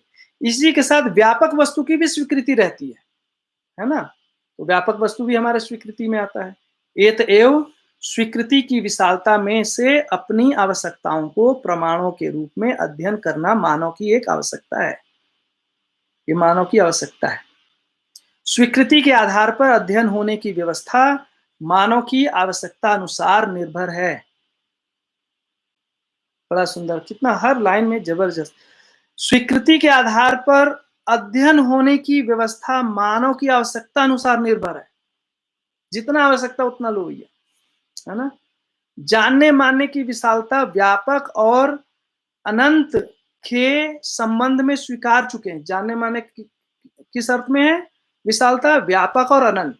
तो व्यापक, जो व्यापक सत्ता है ना, उसको एक सेकेंड, और अनंत जो प्रकृति है, तो व्यापक और प्रकृति के संबंध में हम स्वीकार चुके हैं। तो जानने मानने के पूरा जो है इसको व्यापक और प्रकृति, व्यापक जो है स्थिति पूर्ण, प्रकृति स्थितिशील। इस स्थिति पूर्ण में, स्थिति पूर्ण व्यापक में स्थितिशील प्रकृति को अगर हम देखते हैं तो वो सहस्तित्व रूप में दिखाई देता है। सहस्तित्व को देखते हैं तो उसके अंदर विकास क्रम विकास, जागृति क्रम जागृति, इतना में पूरा फैलाव है ना? व्यापक और अनंत के बारे में जानने मानने के आधार पर किसी एक देशीय अध्ययन से, एक इकाई के अध्ययन से ऐसी सभी इकाइयों के रूप गुण स्वभाव धर्म के प्रति आश्वस्त होना स्पष्ट हो चुका है। हम एक का अध्ययन करते हैं तो बाकी के साथ हमारा अध्ययन पूरा हो जाता है। हमको, जैसे हम लोग अभी भी मेडिकल साइंस पढ़ते हैं तो हमने एक आंख का अध्ययन किया तो बाकी जितने आंख हैं उसका अध्ययन हो गया। हमको हर आंख निकालने की जरूरत नहीं है। वही एक दो किडनी का अध्ययन हो गया, ठीक से किडनी का अध्ययन हो गया तो सारे किडनी के बारे में अनुमान हमको लगता है ना? तो ऐसी सारी चीजें हैं, एक का अध्ययन होने से बाकी का पता चलता है। यह भी स्पष्ट हो चुका है कि समुद्र के एक बूंद पानी के परीक्षण से पूरे समुद्र का पानी कैसा है इसको हम स्वीकार लेते हैं। लेकिन जितना है इसको मापने कौन तैयार होता है? इसकी आवश्यकता के अनुसार नापते हैं। तो किसी को नापना होगा तो नापेगा। अगर लगता है कि पूरा ही नहीं, मुझे हर एक बूंद को परीक्षण करना है, करो भाई। समझदारी तो इसी में है कि एक का समझ में आया उसके साथ सब समझ में आता है, ठीक है? मानव की आवश्यकता भी सीमित है ना? तो कितना सीमित में हमारा अध्ययन हो जाता है और सीमित हमारी आवश्यकताएं। नापने की क्रियाकलाप के परीक्षण से पता चलता है कि यह जोड़ना घटाना ही है। नापने में 1 2 3 ही लगता है, तौलने में भी ऐसे ही 1 2 3 लगता है। इसी प्रकार घटाना भी बनता है ना? एक तरफ से जोड़ते हैं, एक तरफ घटता भी है, जुड़ता है तो घटता भी है।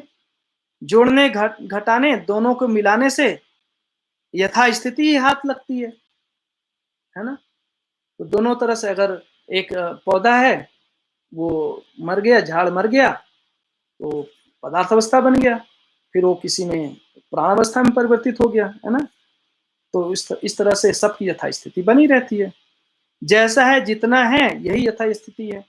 ऐसी यथास्थिति न ज्यादा है, न कम है, न घटता है, न बढ़ता है। यह इस स्थिति से अस्तित्व न घटता है न बढ़ता है। ये मुख्य बात है जहां पे आने की बात है। अस्तित्व में घटना बढ़ना नहीं, इसके अंदर कोई चीज नाश नहीं होता है।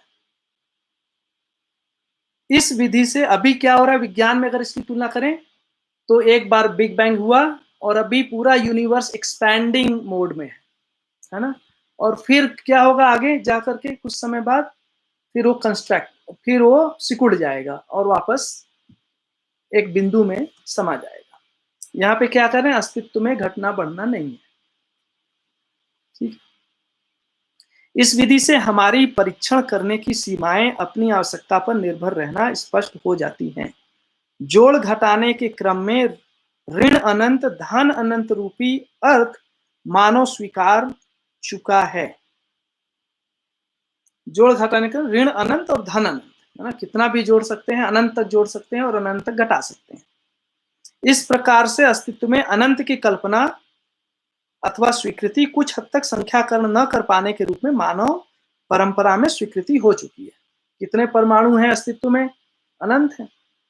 कितने धरतियां हैं? अनंत है। कितने ग्रह गोल नक्षत्र हैं? अनंत है। कितने आकाश गंगाएं? अनंत अनंत है, जोड़ते रहिए, अनंत है। तो अनंत प्रकृति क्या है? अनंत के रूप में पहचाना गया है। ये इसलिए दे रहे हैं क्योंकि हमारी कल्पनाएं हमेशा ही वहां क्या है, वहां के, उसके आगे, उसके आगे क्या, तो एक लाइन में कह दिया, बड़ी सुंदर। एक तो व्यापक है ना, दूसरा इकाई है और इकाई अनंत है। इस तरह से पूरा सार रूप में हमको समझ में आ गया। अभी तक व्यापक वस्तु का बोध अप्रचलित है ना। ये बहुत सुंदर बात आ रही है कि व्यापक वस्तु का जो बोध है अभी तक वो अप्रचलित है, उसको पहचाना नहीं गया है व्यापक को। अभी एक विज्ञान में नया नया आता है कि फील्ड एनर्जी, है ना, ऐसा एक शब्द आता है, या फिर कई तरीके से फील्ड नाम से ना वो आता है। तो जो भी फील्ड कह रहे हैं वो फील्ड वो नहीं कह रहे हैं, व्यापक को नहीं कह रहे हैं। ये जो इकाई का आपस में परस्परता में प्रभाव है उसी को वो दूसरे ढंग से नाम दे रहे हैं, फील्ड एनर्जी। अभी तक व्यापक को नहीं पहचाना गया है ना।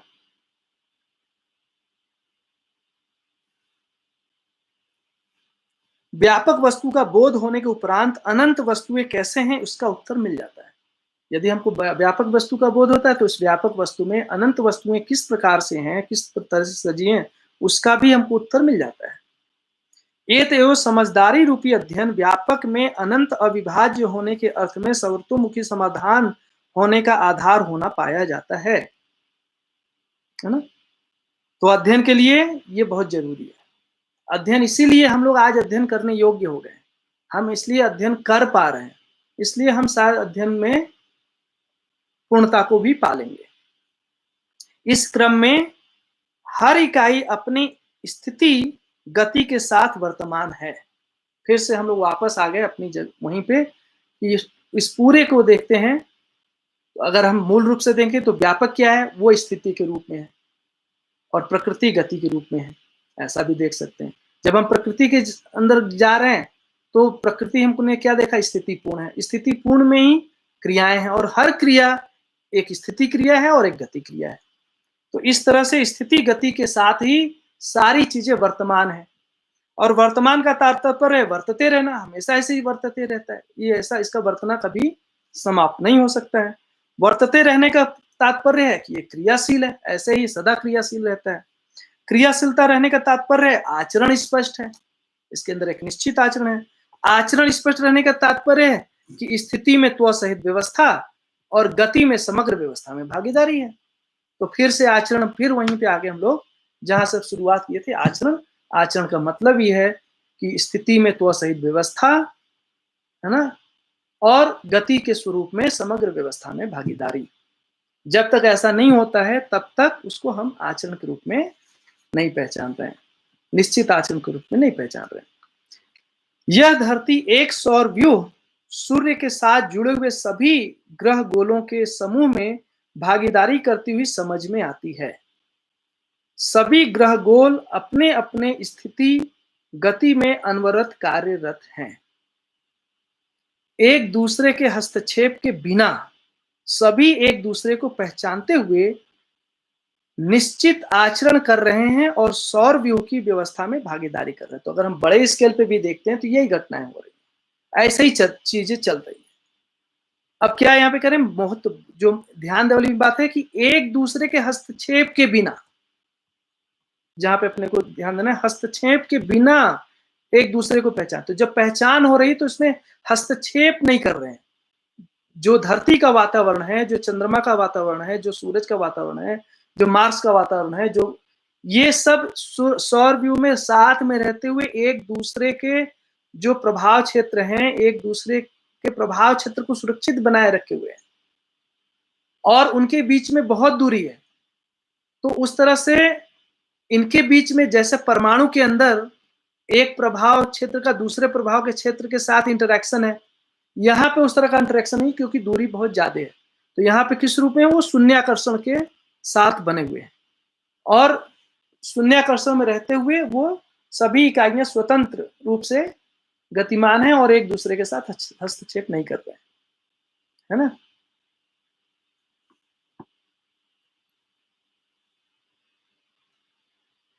ठीक है, इसलिए स्थिति है ही, गति भी है। इसी आधार पर धरती की स्थिति गति संबंधी अध्ययन भी हमारे समझ में आना स्वाभाविक है।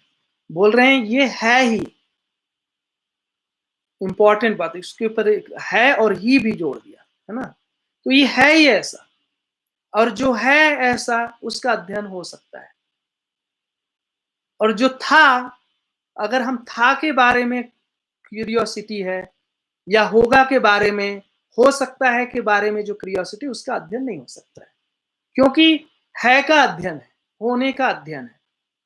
और चूंकि है इसलिए हमको समझ में आ सकता है, उसका अध्ययन कर सकते हैं इसलिए हमारे समझ में आ सकता है, और एक स्वाभाविक चीज है समझ में आना। ऐसा नहीं कि बहुत कठिन है, कठिन इसलिए क्योंकि हमारी अभी कंडीशनिंग एक अलग ढंग से हो रखी है। अदरवाइज ये एक स्वाभाविक ढंग से हमको समझ में आता है, क्योंकि ये हमको स्वीकार होता है सहजता से। इसमें हमको बहुत टेंस नहीं होना पड़ा, उसके साथ लड़ाई नहीं करना पड़ा, इजीली स्वीकार होने वाली बात है। इसी क्रम में एक सौर व्यूह अनेक सौर व्यूह के साथ अच्छी निश्चित दूरी में कार्य विन्यास करते हुए सौर व्यूहत्व के वैभव को प्रकाशित करता है। तो सौर व्यूह भी ऐसा ही कर रहा है, वो भी अपने त्व से व्यवस्था समग्र में भागीदारी। ऐसे अनेकानेक सौर व्यूहों को अथवा ग्रह व्यूहों को आजकल वैज्ञानिकों ने आकाशगंगा नाम दिया है। आकाशगंगा भी अनेक होना पाया जाता है ना। ये सभी परस्परता में अच्छी दूरी में रहते हुए बड़ी व्यवस्था को बनाए रखने में भागीदारी करते हैं। तो इस तरह से अध्याय पूरा होता है, और हमने देखा कि हर एक परमाणु से लेकर जितना दूर तक जाए, जितना बड़ा से बड़ा जाए, हर जगह एक बात कॉमन है, और वो है हर इकाई का स्वयं में व्यवस्था होना, समग्र में भागीदारी होना। हर इकाई के अंदर ये मूल बात है, ठीक है। और यदि हर इकाई ऐसा है तो मानव के लिए ये एक सहज कार्यक्रम है। मानव भी स्वयं में मानवत्व सहित व्यवस्था और समग्र व्यवस्था में भागीदारी कर सकता है। उसके लिए पूरा अस्तित्व सजा हुआ है। हम जहां भी एक उंगली टच करें वही चीज हमको दिखाई देती है, थ्रू एंड थ्रू, हर जगह किसी भी पॉइंट पर टच करिए वही दिखाई देता है। इसलिए ये हम सब के लिए सहज है, और ऐसा है अगर हमको ये समझ में आता है तो हमारे लिए समाधान एक सहज, एक बहुत सामान्य चीज होना चाहिए, है ना। और अगर हम समाधानित होते हैं तो मन स्वस्थता भी हमारा एक सामान्य बात है, इतना ये कठिन बात नहीं। तो ये मुख्य इसके अंदर बात है। ये तो चैप्टर पूरा हो गया। अब इसके बाद दूसरा चैप्टर हम ही को लेना है, परावर्तन प्रत्यावर्तन चैप्टर है। इसको अभी लें या फिर एक मिनट और क्वेश्चन को देखते हैं। घटना बढ़ना ऐसा लगता है जैसे जानने से जलाने से घट जाएगा, पेड़ लगाने से बढ़ जाएगा। सही बात है, हमारे सोचने का ढंग जिस तरह से, तो ऐसे तो अभी लगता है, क्योंकि हम गणित में भी ना जोड़ना घटाना ऐसे ही पढ़ते हैं। हम पढ़ते ही हैं, एक में से एक घटेगा तो कितना बचेगा, खत्म कर दिए, शून्य ला दिए, है ना। इसीलिए बच्चों को हमारे यहाँ जो चेतना विकास मूल्य शिक्षा है उसमें जोड़ने घटाने को एक अलग ढंग से बताया जाता है। क्यों बताया जाता है? क्योंकि हमारा ध्यान जाए कि अस्तित्व में किसी चीज का नाश नहीं होता है। बड़े सामान्य उदाहरण से, जैसे बच्चों को बताते हैं, हम लोग अपने घर में हमारे बच्चे हैं तो कैसे बताते हैं उनको कि जैसे बेटा मान लो हमारे पास 5 सेब हैं, हमने 2 अपने पड़ोसी को दे दिया, तो हमारे अभी कितने सेव हैं, तो उसको लगता है हमारे पास 3 बचे, लेकिन कुल कितने सेव हैं, अभी भी 5 ही हैं। तो घटाना क्या है, एक डिस्प्लेसमेंट की बात है ना। वो किसी चीज में, तो घटाने में 2 चीज हो गया, एक तो डिस्प्ले, दूसरा है रूप परिवर्तन। तो घटाने, अब वो जो 2 एप्पल है उसका हमने एप्पल सास बना दिया तो उसका रूप बदल गया। तो रूप परिवर्तन और स्थान परिवर्तन को घटाना कह रहे हैं। तो घटाने में या तो रूप परिवर्तन है या फिर स्थान परिवर्तन है ना। और चूंकि अभी हमारा अभ्यास अलग ढंग से हो गया है पढ़ने के कारण, इसलिए ऐसा हम देख पा रहे हैं ना, जो कह रहे हैं। ठीक है,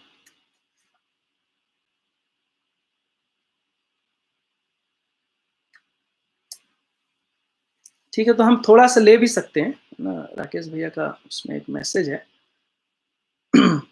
तो अगला जो चैप्टर है, थोड़ा सा करूंगा इसको और फिर हम वापस कल रिज्यूम होंगे। अभी हमारे पास 15 मिनट का समय है। ठीक है, तो 15 मिनट इसको कर लेते हैं और शाम को आपको समय याद दिलाना है कि आपका जो रेगुलर समय है शायद 3 बजे से होता है या क्या, वो 3 बजे से नहीं होकर के 6 बजे शाम को हम लोग फिर से मिलेंगे, है ना। तो अभी से बता देता हूँ कि शाम को आपके 6 बजे से दूसरा सत्र हमारा होगा। तो हम अभी ले सकते हैं, बहुत लंबा चैप्टर ये भी है, 9-10 पेज का है, तो थोड़ा सा कर लेना अच्छा रहेगा मेरे लिए भी, नहीं तो पूरा नहीं हो पाएगा। परावर्तन प्रत्यावर्तन, इसका हम लोगों ने बहुत सारा सुना हुआ है ना। जब हम जीवन क्रिया को अध्ययन करते हैं तो हम उसके अंदर परावर्तन प्रत्यावर्तन को देखते हैं, इस क्रिया को, है ना। जब हम ये चैप्टर पढ़ रहे हैं तो पीछे वाले चैप्टर में जो हम लोगों ने बल और शक्ति को देखा था, अभी एक और क्वेश्चन, अभी मैं सारे क्वेश्चन को सुबह वाले सत्र में ले लूंगा, अब नहीं तो मेरे को पूरा पढ़ना पड़ेगा और समय बहुत कम है। तो मैं अपने अलग समय में जाने के पहले सारे क्वेश्चन देख लूंगा और फिर उस सारे को उत्तर दूंगा। ठीक है, तो बल शक्ति को जो हमने देखा उसमें ध्यान रखना पड़ेगा इस चैप्टर को अध्ययन करते समय, स्थिति और गति, बल और शक्ति को ध्यान में रखना बहुत जरूरी है ना। परावर्तन प्रत्यावर्तन, स्थिति गति बल शक्ति के मुद्दे पर छोटे से छोटे बड़े से बड़े इकाइयों के साथ, वह भी सभी पद और अवस्था में स्पष्ट हो चुकी है। तो ये बात पूरी हो गई, हम लोगों ने इस पर बहुत ज्यादा बात किया, है ना। अब परावर्तन प्रत्यावर्तन संबंधी ज्ञान, विचार, निर्णय, प्रमाण, फल, परिणाम, ज्ञान का गवाही होने पर ध्यान देते हैं। तो अब आगे क्या ध्यान, अब इसी से जुड़ा हुआ अगला चैप्टर क्या आया है, परावर्तन और प्रत्यावर्तन की बात आई है। ठीक है, और परावर्तन प्रत्यावर्तन संबंधी जो ज्ञान है, जो विचार है, निर्णय मतलब निर्णय, जो उसका निर्णय क्या है, जिसको हम प्रमाणीकरण और परिणामीकरण कहते हैं, जो प्रयोग सिद्ध, व्यवहार सिद्ध, है ना, और व्यवस्था में सिद्ध हो सके उसको निर्णय कह रहे हैं। प्रमाण, फल, ये सारे शब्द एक्चुअली आगे आकर डिफाइन हो रहे हैं, इसी बुक में आगे इस सब शब्द आते हैं और बहुत अच्छे से इसका डेफिनेशन है, तो अभी छोड़ देता हूँ, आगे हम लोग देख लेंगे। गम्य स्थली के अर्थ में ही मानव सारे कार्यकलाप संपन्न करना चाहता है। तो जो सारे कार्यकलाप हैं क्यों हो रहे हैं, इसका एक बहुत ही मेन रीजन है गम्य स्थली, कहीं निश्चित स्थली तक पहुंचने की बात आ रही है ना, गम्य स्थली तक पहुंचने की बात है। तो जो सारा अध्ययन है, हम कहीं पहुंचना चाहते हैं, तो जो फाइनल आदमी का डेस्टिनेशन है, जो अंतिम डेस्टिनेशन है मानव का, वो है अखंड समाज सार्वभौम व्यवस्था। ये अंतिम, अगर हम जीवन के रूप में देखते हैं तो एक गम्य स्थली, जो प्रत्यावर्तन का जो गम्य स्थली वो है अनुभव, और परावर्तन का जो गम्य स्थली है प्रमाण स्वरूप में वो है अखंड समाज सार्वभौम व्यवस्था। तो एक छोर पे है गम्य स्थली सह अस्तित्व का अनुभव और दूसरे छोर पे है गम्य स्थली जो सहअस्तित्व में अनुभव है, अगर उसका गम्य स्थली देखेंगे तो वह है अखंड समाज सार्वभौम व्यवस्था। और जो सारे हम लोग यहाँ अध्ययन कर रहे हैं, जो अभी आगे हम लोग अध्ययन करने जा रहे हैं, इस परावर्तन प्रत्यावर्तन का, उसी गम्य स्थली को पाने के अर्थ में है ना। अभी इसके पीछे हम लोगों ने जो स्थिति और गति, बल और शक्ति का अध्ययन किया, वो भी उसी क्रम में जुड़ा हुआ है कि हमको सहअस्तित्व का अनुभव हो और हम अखंड समाज सार्वभौम व्यवस्था को प्रमाणित कर पाए। ये दो मुख्य बातें हैं। जैसे मानव चलने लगता है, उसकी गम्य स्थली उसके सामने होना आवश्यक है ना। गम्य स्थली ना हो, चलना ही हो, ऐसे मानव को हम क्या कहेंगे?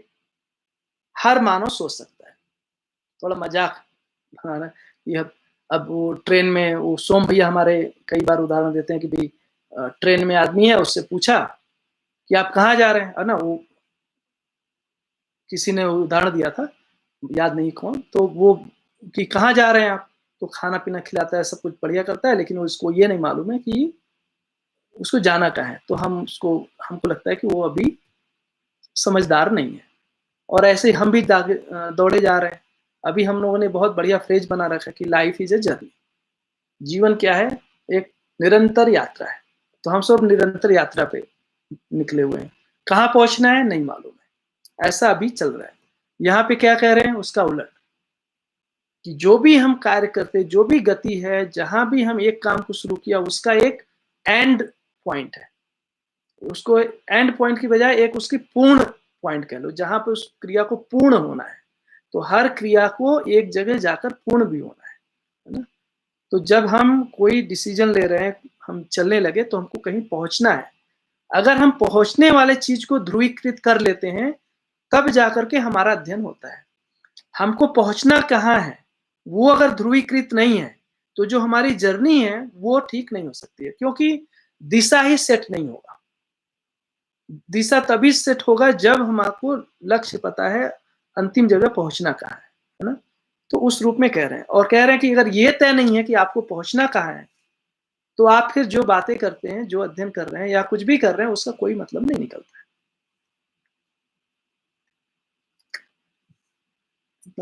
10 मिनट। गम्य स्थली ना हो, चलना ही हो, ऐसे मानव को हम क्या कहेंगे? हर मानव सोच सकता है। इस प्रकार एक चींटी भी, एक हाथी भी, पशु पक्षी भी, जीव जंतु भी, जितने भी चलायमान हैं, उनके गम्य स्थली उनके साथ जुड़ा ही रहता है। मतलब जब वो चलना शुरू किए तो उनको कहीं पहुंचना ही है ना। पहुंचने के लिए ही वो चल रहे हैं। हमारे यहाँ गूज चिड़िया है, पक्षी हजारों किलोमीटर तक यात्रा करती है। कनाडा से वो बटरफ्लाई, मोनार्क बटरफ्लाई हजारों किलोमीटर की यात्रा करती है, लेकिन वो जो भी यात्रा है वो कहीं पहुंचने के अर्थ में ही है ना। इसका प्रमाण यही है कि सभी चल कर कोई निश्चित जगह पर पहुंचते रहते हैं। जल में तैरने वाले मगरमच्छ भी तैरते हुए निश्चित निर्धारित जगह पर होते हैं। इस तरह से कुछ वस्तु धरती के हर स्थल पर होने वाले होते हैं, कुछ कहीं कहीं होने वाले होते हैं, कुछ अत्यल्प जगह में होने वाले होते हैं। जैसे उदाहरण दे रहे हैं, इस सबको उदाहरण नीचे दे रहे हैं। जैसे हवा धरती के सभी ओर रहता है ना। सूर्य का प्रकाश एक ओर रहता है, एक ओर नहीं रहता है।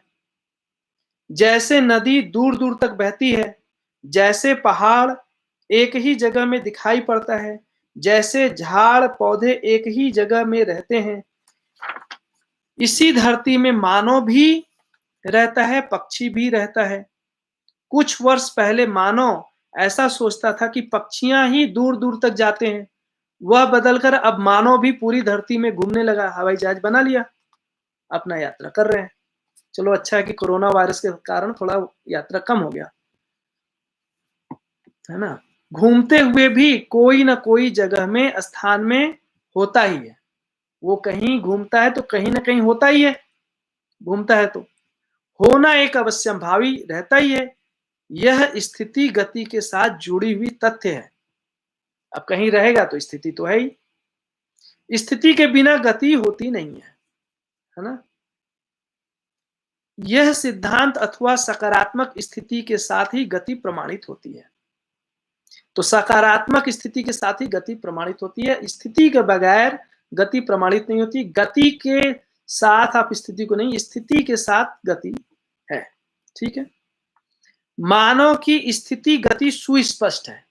अब क्या कह रहे हैं, सुंदर बात, कि मानव की स्थिति गति दोनों सुस्पष्ट है ना। एक जगह से दूसरी जगह जाते हुए मानव का होना भी, स्थानांतरण होना भी दिखाई पड़ता है।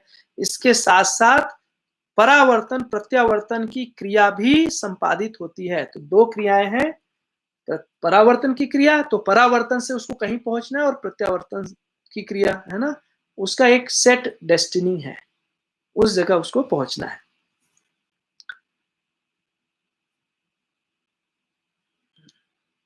ऐसे परावर्तन प्रत्यावर्तन को हम पहचानवाने के रूप में, समझने समझाने के रूप में, समझने के रूप में, सीखने के रूप में हम अपने में होना पाते हैं। इसमें से समझने समझाने का जो भाग है, इसी में परावर्तन प्रत्यावर्तन सुस्पष्ट होता है ना। तो परावर्तन प्रत्यावर्तन समझने और समझाने की क्रिया में, जो समझने की क्रिया है उसको प्रत्यावर्तन कह रहे हैं, और जो समझाने की क्रिया है उसको परावर्तन कह रहे हैं। प्रत्यावर्तन विधि से समझते हैं, समझाने की विधि को परावर्तित होते हैं। मानव के लिए जितनी भी क्रियाएं हैं वे कायिक वाचिक मानसिक कृत कारित अनुमोदित भेदों से है। इसको हमने कर्म दर्शन के शुरू में भी देखा था, उसको योगेश भैया ने लिया था काफी अच्छे से। तो आप वहां पे अच्छे से देख सकते हैं कि ये क्रियाएं क्या हैं। कायिक वाचिक मानसिक कृत कारित अनुमोदित 9 भेदों से कर्म को बाबा जी ने बहुत सुंदर ढंग से बताया, तो उसको आप पीछे देख सकते हैं। यहाँ पे मैं इस पे कोई बहुत ज्यादा बात नहीं करूंगा। इन सब के मूल में परावर्तन, परावर्तन के मूल में प्रत्यावर्तन, प्रत्यावर्तन के वैभव में परावर्तन क्रिया अनुस्यूत विधि से संपादित होती है। सारे क्रियाओं के मूल में देखेंगे तो क्या कह रहे हैं, इन सब के मूल में परावर्तन है, और परावर्तन के मूल में देखेंगे तो प्रत्यावर्तन है, प्रत्यावर्तन के वैभव में परावर्तन है, और ये एक अनिश्चित निरंतर रहने वाली क्रिया है ना। परावर्तन की सार्थकता तभी संतोषजनक हो पाई है जब समझने के लिए इच्छुक मानव हो। तो वो परावर्तन की सार्थकता तब है जब समझने के लिए मानव इच्छुक हो। ऐसे मानव के साथ ही परावर्तन क्रिया अर्थात समझे हुए को समझाने की क्रिया सार्थक होता हुआ देखने को मिलता है ना। ऐसे मानव के साथ ही परावर्तन क्रिया अर्थात समझे हुए को समझाने की क्रिया सार्थक होता हुआ देखने को मिलता है, तभी वो सार्थक होता है ना, नहीं तो वो सार्थक नहीं। परावर्तन की सार्थकता में इतना सुनिश्चित होना आवश्यक है कि परावर्तन क्रम कार्य व्यवहार फल प्रयोजन संगत हो।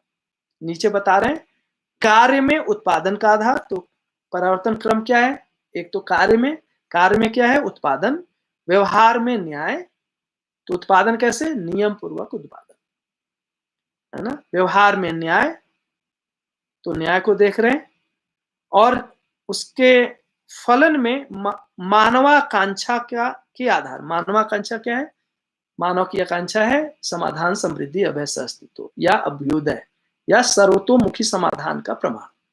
तो जो सर्वतोमुखी समाधान का प्रमाण है ये मानव की आकांक्षा है, चीर आकांक्षा है, चीर अभिलाषा, सदा सदा मानव इसके लिए तृषित है, प्यासा है ना, यही मानव की मूल आकांक्षा है। प्रयोजन में देख रहे हैं तो जीवन लक्ष्य के आधार पर सार्थक होना पाया जाता है। तो जीवन लक्ष्य क्या है, सुख शांति संतोष आनंद। इनकी अर्थात उत्पादन न्याय मानवाकांक्षा जीवनाकांक्षा सार्थक होने की स्वीकृति हर मानव में सहज है। यह मुद्दा पहले स्पष्ट हो चुका है। तो हर मानव क्या चाहता है, हर मानव समाधान समृद्धि अभय अस्तित्व पूर्वक जीना चाहता है, हर मानव अभ्युदय चाहता है, हर मानव सर्वतोमुखी समाधान चाहता है, कोई भी मानव समस्या नहीं चाहता है। और दूसरे रूप में जीवन के रूप में देखें तो कोई आदमी दुख नहीं चाहता है, अशांति नहीं चाहता है ना, हर आदमी क्या चाहता है? सुख, शांति, संतोष, आनंद। ये हर मानव की चाहत है। और सुख, शांति, संतोष, आनंद कैसे होएगा? उसके लिए मानवकांक्षा जो है, जो मानव लक्ष्य है, उसको पूरा होने से ही वो सफल होता है, अन्यथा नहीं हो पाता है। तो आज लगभग हमको लगता है कि यहीं रोकना चाहिए।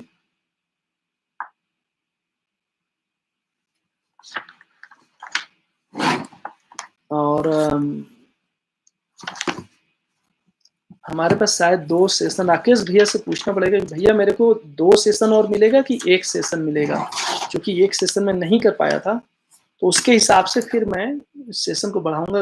अगर राकेश भैया इस पे लिख देते कि 1 सेशन होगा या 2 सेशन होगा, तो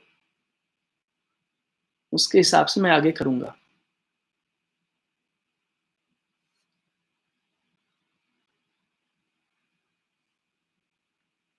एनीवे तो मैं भैया से व्हाट्सएप पे कनेक्ट कर लूँगा। अच्छा, भैया ने बोला कि 2 सेशन मैं अभी ले सकता हूँ, तो बहुत अच्छी बात है, 2 सेशन मैं लूँगा। 1 सेशन कल होगा और 1 सेशन उसके बाद आपके कल शाम को और फिर आपका सुबह। धन्यवाद भैया, उससे क्या होगा कि मैं पूरे को आराम से थोड़ा-सा करूँगा। आप लोगों ने बहुत-बहुत ध्यान से सुना, इसके लिए बहुत धन्यवाद और बाबा जी के प्रति कृतज्ञता। राकेश भैया को बहुत धन्यवाद है ना, इसको पूरा संचालित करने के लिए। और हम सब लोग इतने दूर रहते हुए ना, हज़ारों किलोमीटर दूर हैं, फिर भी लगता है कि बहुत पास हैं। और आपस में ये जुड़ाव बहुत ही सुंदर, बहुत ही सुखद जुड़ाव है। और मेरे को लगता है कि अभी तक जो हम लोग दुरुपयोग देखे हैं दूरदर्शन, दूरगमन, दूरश्रवण का, उसका एक बढ़िया एक सदुपयोग हम लोग देख पा रहे हैं। तो आप सभी को नमस्ते। हम लोग फिर मिलेंगे आपके शाम को 6 बजे। ठीक है, नमस्ते।